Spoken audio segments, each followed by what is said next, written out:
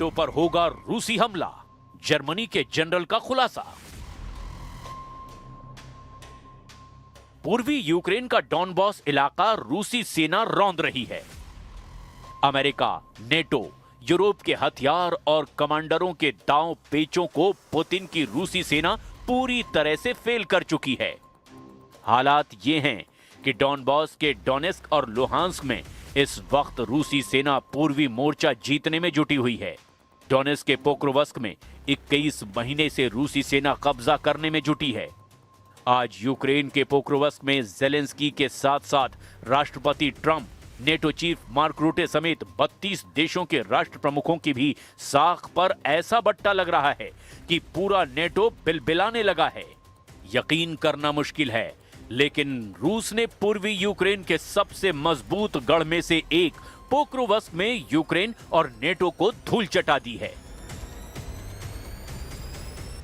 और यही वजह है कि अब नेटो देश जर्मनी के एक top commander lieutenant general Alexander Sollfrank ने दावा किया कि पुतिन के रूस के तेवर बेहद खतरनाक हैं।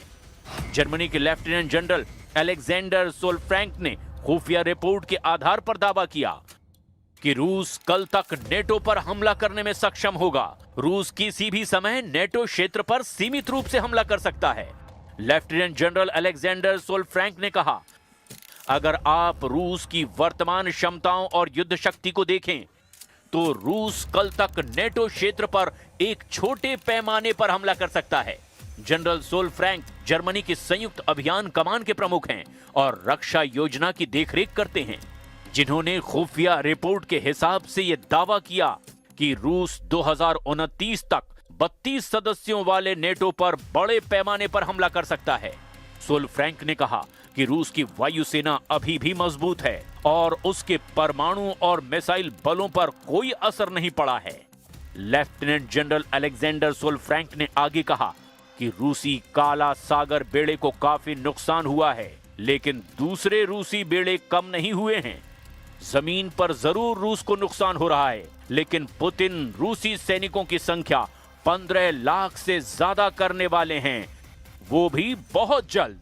रूस के पास कल तक सीमित हमला करने के लिए पर्याप्त मुख्य युद्धक टैंक हैं। हालांकि व्लादिमीर पुतिन ने इस तरह की योजनाओं से इनकार किया और जोर देकर कहा कि मॉस्को का यूक्रेन पर पूर्ण आक्रमण वास्तव में नेटो के विस्तार के खिलाफ बचाव के लिए था। जर्मनी को डर है कि रूस जर्मनी पर हमला कर सकता